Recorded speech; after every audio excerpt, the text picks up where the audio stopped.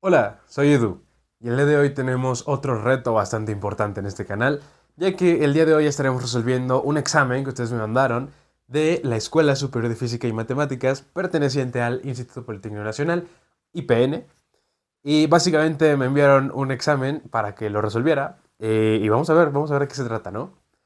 Es un examen de la materia de Álgebra 3 que se imparte, como les digo, en la Escuela Superior de Física y Matemáticas, perteneciente al Instituto Politécnico Nacional, una universidad bastante popular aquí en México. Y pues nada, son 4 ejercicios. Vamos a ver qué... Vamos a ver cómo es este examen. Acompáñenme. Yo tengo aquí el examen ya resuelto porque previamente tenía que hacerlo, si no aquí me iba a demorar tal vez 7 horas, que espero que no. Es de Álgebra 3, es el primer examen ordinario, supongo que deben ser tres parciales, este es el primer examen parcial de Álgebra 3. Y bueno, el examen a ustedes les va a estar apareciendo aquí en pantalla, ya saben, como siempre, tapando el nombre del profesor, alumno, para evitarnos problemas. Vamos a ver entonces qué nos dice el primer ejercicio. Bien, para esta primera pregunta lo que tenemos es que dado el subespacio H igual a el vector X que pertenece a R4 definido como X igual a Y W igual a 3Y, nos pide construir una base ortonormal para H, para este subespacio. Bueno, lo primero yo creo que va a ser tratar de reescribir este subespacio. Vamos a llegar a dos vectores linealmente independientes y a partir de estos dos vectores linealmente independientes, lo que vamos a hacer va a ser proceder por el método de Gram-Schmidt, que es básicamente la ortogonalización de vectores. Básicamente tenemos dos vectores ortogonales y vamos a encontrar otro. Y bueno, estos vamos a encontrar dos, los normalizamos y esta normalización sería nuestra base ortonormal del subespacio H. ¿Qué acabo de decir? Bueno, vamos a hacerlo para que sea más fácil de ver. Entonces, primer paso es reescribir el subespacio H, ¿no? Entonces vamos a poner acá reescribiendo H. También lo que noté de estos exámenes es que la argumentación es muy importante, o sea, escribir es muy importante, el saber qué estás haciendo y el redactar todo el problema es muy importante, ¿no? Entonces vamos a escribir H igual a, y este lo podemos dejar así, o la verdad a mí me gusta más escribirlo completo, que sería X, Y, Z y W. ¿Cómo sé esto? Bueno, pues porque está en R4, necesito tener 4 componentes. Yo le pude haber puesto A, B, C, D, también es perfectamente válido. Solo que me entiendo mejor con X, Y, W, Z. Igual, estos dos puntitos los podemos cambiar por esta raya a lo mejor. Y X igual a Y, W igual a 3Y. Bien, seguimos con la escritura y ahora en vez de escribir como tal el vector, lo que vamos a hacer va a ser escribirlo en base a las condiciones que nos está dando por acá. Bien, entonces vamos a tener H va a ser igual a X, pero X me dice que es Y. Entonces Y, ese Y no hay problema. Z pues no está en ninguno de estos. Y W, pero W es 3Y. Bien. Entonces tenemos este vector en R4, tal que aquí hay que especificar, ¿no? Porque tenemos que Y Z pertenecen a los reales. ¿Por qué? Pues porque les podemos dar cualquier valor, ¿no? Acá también lo podíamos haber hecho, pero lo dejamos hasta acá para argumentar bien este paso, ¿no? Que Y Z pertenecen a los reales. Y ahora, por la definición de una suma de vectores, yo puedo reescribir este H de la siguiente manera. Yo puedo escribir Y, esta quedó fea, perdón. Y, 0, 3Y, este es un vector, más el vector 0, 0, Z, 0. ¿Están de acuerdo? Si yo hago esta suma de vectores, obtengo el de arriba. Básicamente solo lo separé entre las Y's y las Z's, ¿no? Y nuevamente, esta suma, tal que Y y Z pertenecen a los reales. Hasta aquí estoy omitiendo tal vez muchas cosas, pero aquí, para argumentarlo bien, sería por definición de suma de vectores,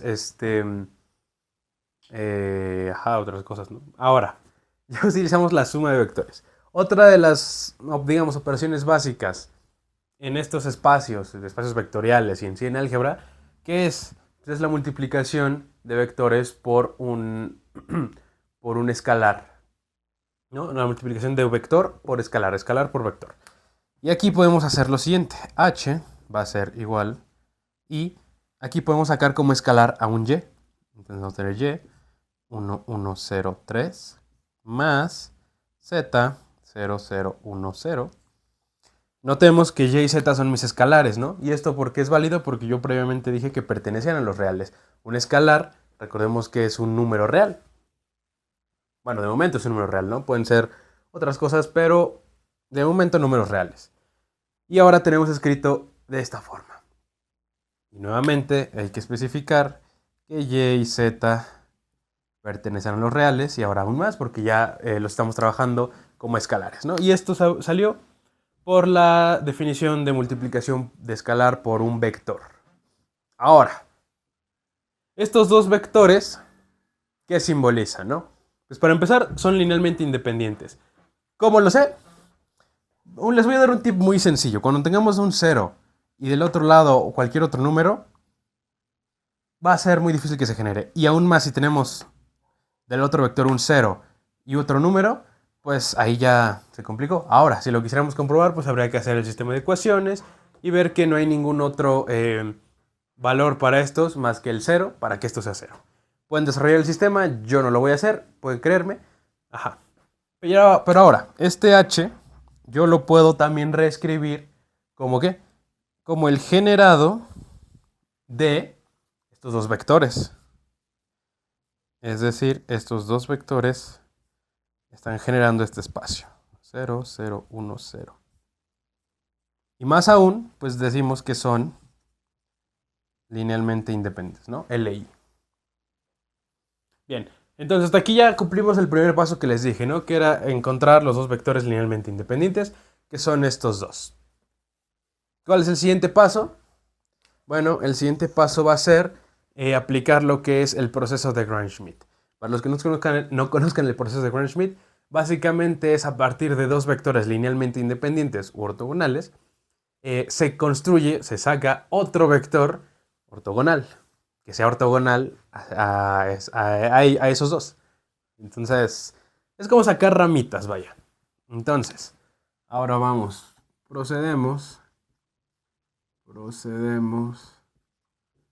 por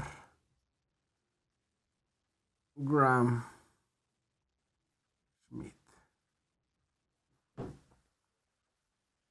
Bien, procediendo por Gram-Schmidt, ¿no? El proceso de ortogonalización de Gram-Schmidt.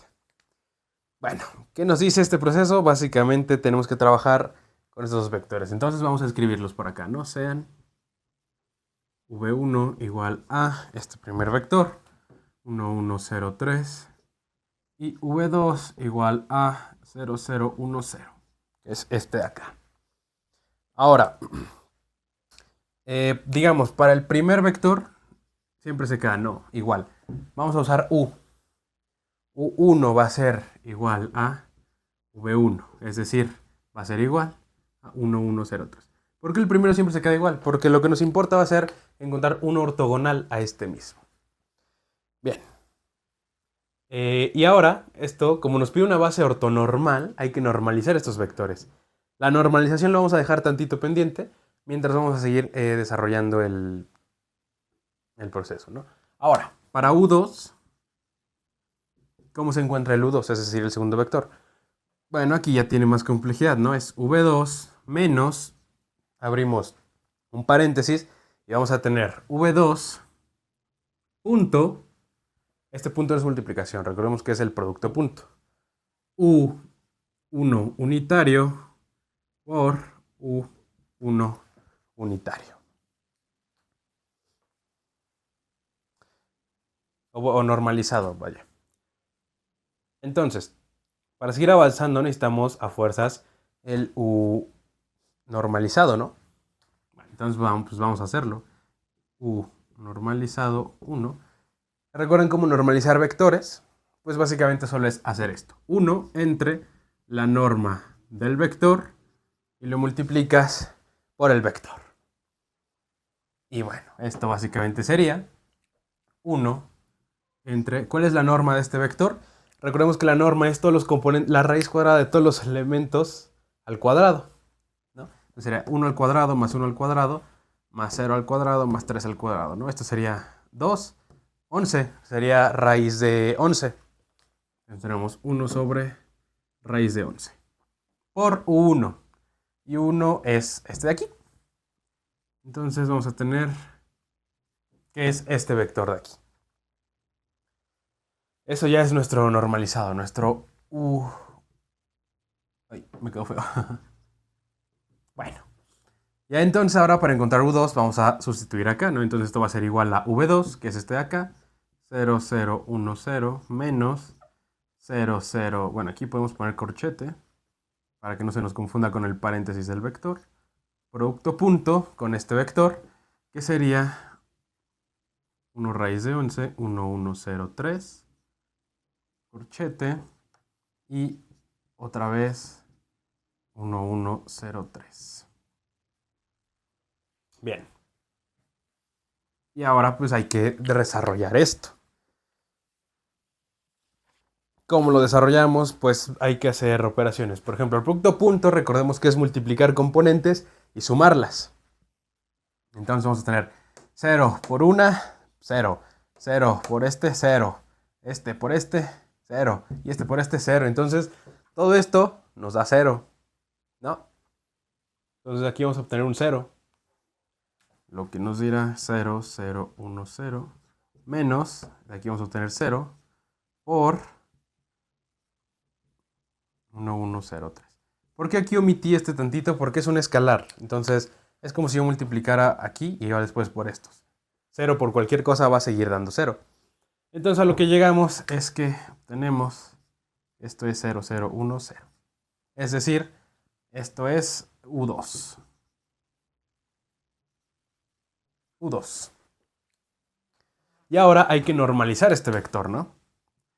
Entonces, vamos a normalizarlo y es de la misma manera. Vamos a tener 1 entre la norma de U2 por U2. Y esto es igual a 1 entre la norma de U2. La norma de U2, recordemos, será 0 al cuadrado más 0 al cuadrado más 1 al cuadrado más 0 al cuadrado. Eso es 1 al cuadrado. Y tenemos que sacarle raíz. Es 1. 1 entre 1. Por el vector, que es este, es 0, 0, 1, 0. Y esto básicamente es el mismo vector. 0, 0, 1, 0. Y ahora que ya tenemos nuestros dos vectores normalizados, que fue el segundo paso que les dije, ya podemos decir que, por ejemplo, por lo tanto, una base, ¿por qué digo una base? Porque se puede haber más bases, se pueden construir bases de distintas maneras. ¿Y de qué va a depender eso? De cómo agarremos, por ejemplo, cómo reescribamos este vector. A lo mejor yo lo pude haber reescrito diferente o con otras cosas. Pero a priori es lo mismo. Entonces, por lo tanto, una base ortonormal de H es, y es precisamente estos dos vectores, U normalizado 1 y U normalizado 2. Entonces lo escribimos de la siguiente manera. Vamos a decir B igual a estos dos vectores, que sería U1, que es 1 sobre raíz de 11, 1, 1, 0, 3, coma, U2, que es simplemente 0, 0, 1, 0.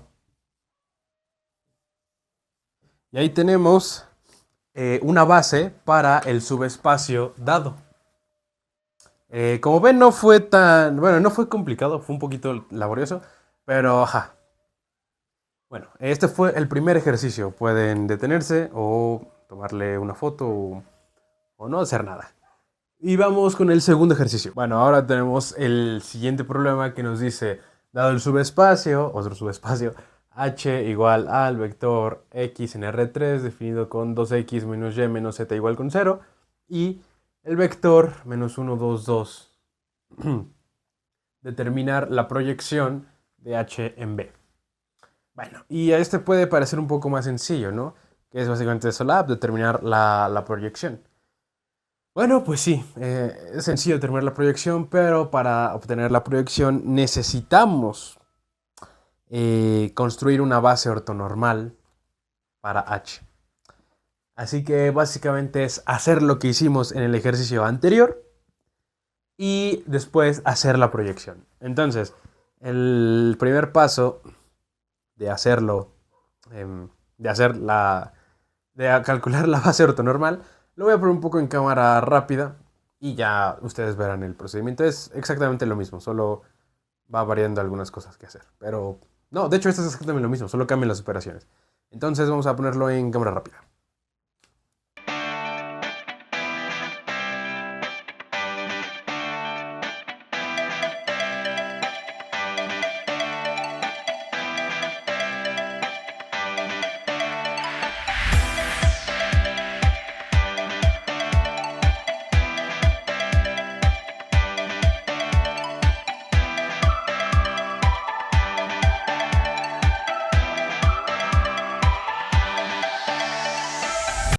Bien, entonces así nos queda nuestra base, ¿no? Lo mismo, reescribimos el conjunto, separamos en dos variables, x y y en este caso, a partir del plano que nos daban, la suma de vectores, multiplicación de vectores, el generado, procedemos por Gram-Schmidt, u1 es igual a v1, lo normalizamos,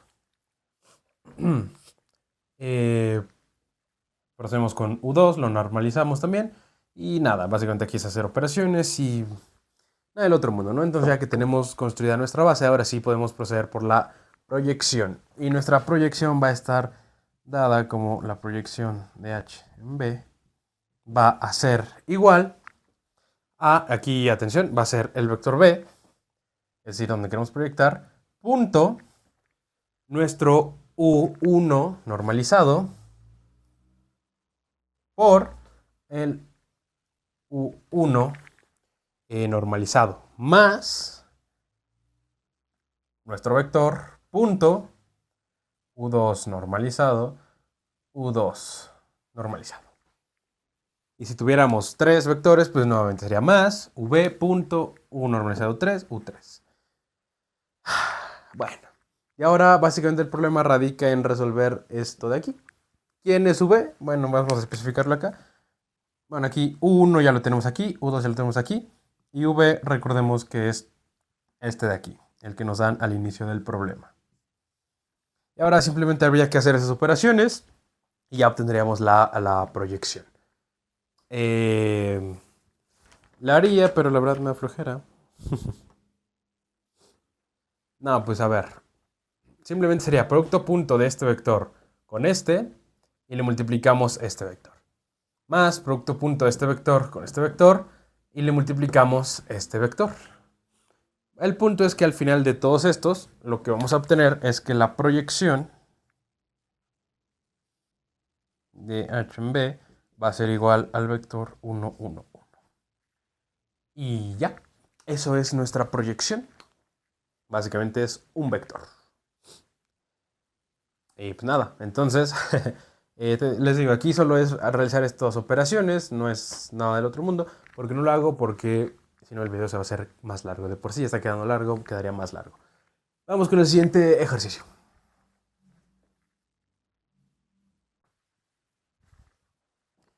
Bien, ahora tenemos la tercera pregunta, la cual nos dice del ejercicio anterior, el subespacio anterior, tenemos que terminar el complemento ortogonal de ese subespacio. Eso significa esta notación, el complemento ortogonal del subespacio dado. Bien.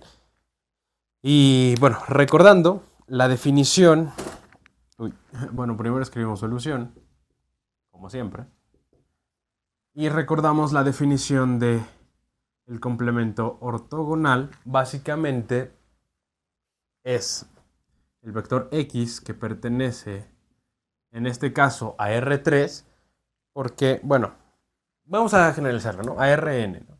Puede ser a cualquier, en cualquier dimensión, tal que el vector punto h sea igual a 0 y que para todo h pertenezca a h mayúscula.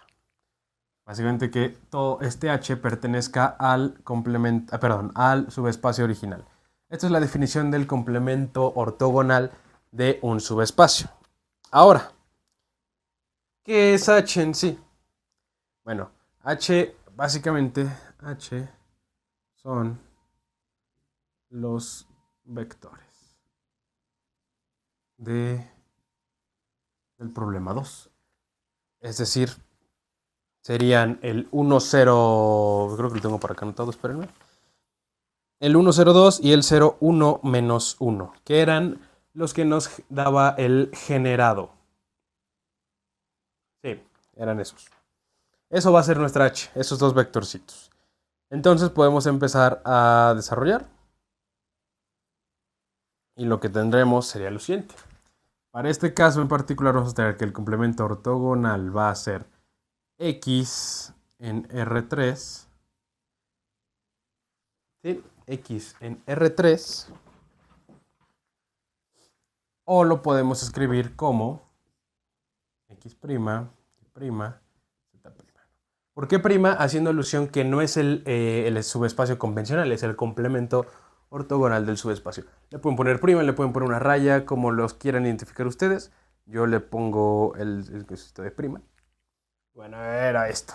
Tal que este vector, que es este de aquí que tenemos, va a ser entonces X', Y', Z', punto H. H dijimos que son dos vectores, entonces vamos a hacer primero el 1, 0, 2. 1, 0, 2 igual a 0. Esto tiene que ser igual a 0. Le ponemos una comita y en este mismo conjunto vamos a hacer lo otro. X', Y', Z', punto, y el otro vector, porque tenemos dos, ¿no? El otro vector era 0, 1, menos 1. 0, 1, menos 1. Y este también tiene que ser 0. Bueno, y ahora todo H pertenece a H, pues sí, en efecto, por lo que hicimos en el problema anterior, sabemos que este vector y este vector pertenecen al subespacio H. Ahora, vamos a hacer lo que vamos a desarrollar el producto punto, ¿no? H, bueno, complemento ortogonal, vamos a ponerle X' para no escribir tanto, R3, tal que producto punto sería X' más 2 Z' igual con 0. Y este lado tendríamos Y' menos Z' igual con 0. Tenemos estos dos. Entonces vamos a despejar una variable de cada uno. Y vamos a obtener entonces complemento ortogonal de H a ser X' que pertenece a R3, tal que X' sea igual a menos 2 Z', coma, Y' igual a Z'. Simplemente los despejamos. Y ahora reescribimos en términos de Z. ¿Por qué de Z? Porque tenemos X en términos de Z, Y en términos de Z, y Z, que es nuestra última componente, pues la podemos dejar en términos de Z, vaya. Entonces vamos a tener que mi complemento ortogonal de H va a ser este vector, X'. Bueno, si quieren aquí ya lo escribo bien. X', Y', Z', que pertenece a R3, tal que X' igual a menos 2 Z' y Y' igual a Z'. Y ahora sí, vamos a cambiar estos valores y vamos a tener complemento ortogonal X', pero eso es menos 2 Z', Y' que es Z' y Z' que es Z'. Y este pues pertenece a R3. Y tal que Z pertenece a los reales, es decir, es un escalar, perdón, Z'. Bueno, y nuevamente hacemos lo mismo. Vamos a tener que el complemento ortogonal va a ser igual a Z'. Y recordemos nuevamente, por la multiplicación por un escalar vamos a obtener este vector. Z' por ese vector de ahí. Y nuevamente esto podemos ya omitir que pertenece a R3, ya es obvio. Y tal que Z' está en los reales. Y ahora, ya que llegábamos siempre a este vector, podríamos decir que el complemento ortogonal de H es igual al generado de el vector menos 2, 1, 1. Y ya. Y pues claramente al tener en nuestro generado un único vector, este va a ser siempre linealmente independiente. Entonces ahí tenemos esta pregunta. Creo que esta ha sido la más sencilla de las tres. Básicamente solo era recordar la definición de subespacio ortogonal, complemento ortogonal, perdón, hacer el debido desarrollo, siempre trabajar con los vectores y llegar a nuestro vector linealmente independiente, a nuestro generado. Ya me cansé. Bueno, vamos con el cuarto y último ejercicio, que es una demostración. Bien, y estamos con la última pregunta, que es una demostración, la cual dice: sean A y B matrices ortogonales en el espacio de matrices n por n con coeficientes reales, demostrar que la transformación definida de Rn a Rn, definida como Tx igual a ABX, es una isometría. Bueno, ¿qué es esto de una isometría? Básicamente es que en un espacio vectorial se mantengan las mismas distancias, vaya. O lo que digamos que se mantenga la norma euclidiana que se trabaja en este tipo de área, ¿no? Sí, en el álgebra lineal, vaya. Entonces, básicamente, ¿cómo vamos a demostrar esto? Pues primeramente, pues ya tenemos definido esto.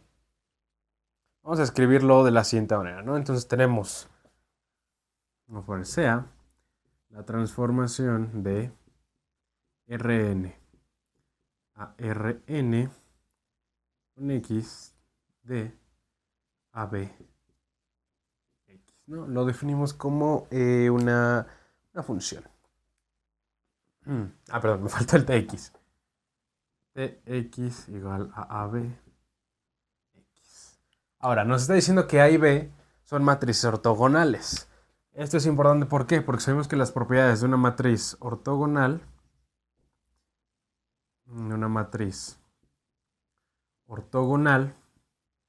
está que la traspuesta es igual a la inversa. Esto implica que si yo hago la traspuesta por A, voy a obtener la matriz identidad. ¿Sí? ¿Y por qué es importante esto? Pues porque sí. No, es importante porque lo vamos a utilizar en el desarrollo. Bien, ahora vamos a hacer lo siguiente. Entonces la matriz A por la matriz B es igual a una matriz C. La matriz A es ortogonal y la matriz B es ortogonal. Sabemos que la multiplicación de matrices ortogonales nos da otra matriz ortogonal. Entonces podemos decir que C es ortogonal. ¿Por qué es importante esto? Porque entonces puedo simplificar esto de la siguiente manera. Y voy a tener Tx va a ser igual a Cx. ¿No? Bueno. Ahora vamos a desarrollar y vamos a obtener lo siguiente. Tx punto Tx igual a Cx punto Cx.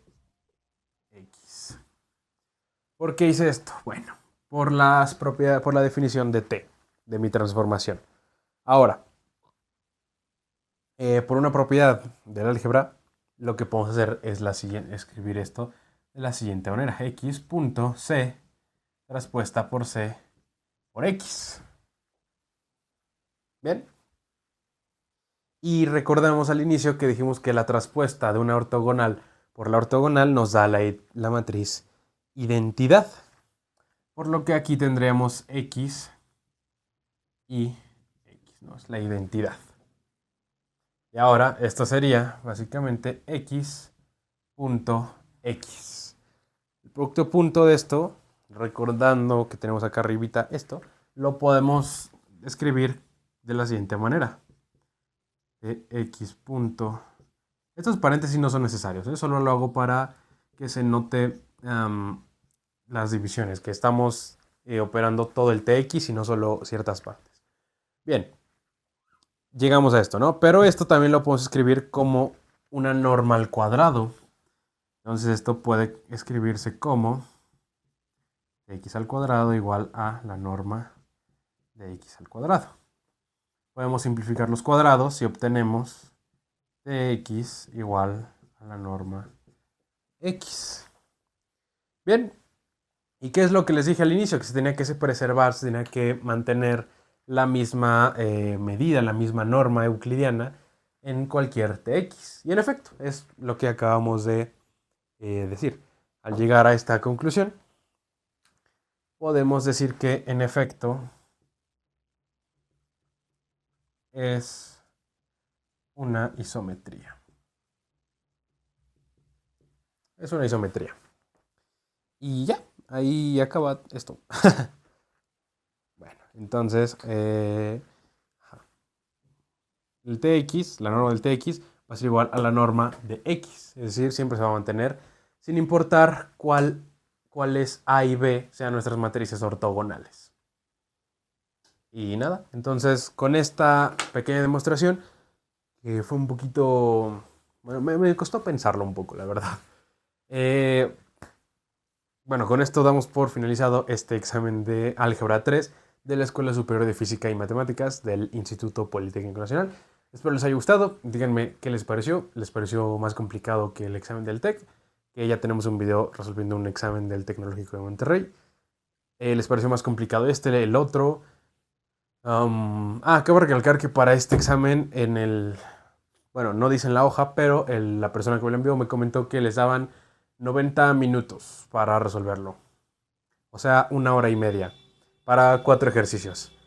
Ahí ya dependerá, más o menos, échense un cálculo con cuánto duró este video. Ustedes podrán resolverlo. Si les interesaría que resolviera más exámenes de otras escuelas o algún tema en particular, pueden decírmelo con mucho gusto y lo checaríamos.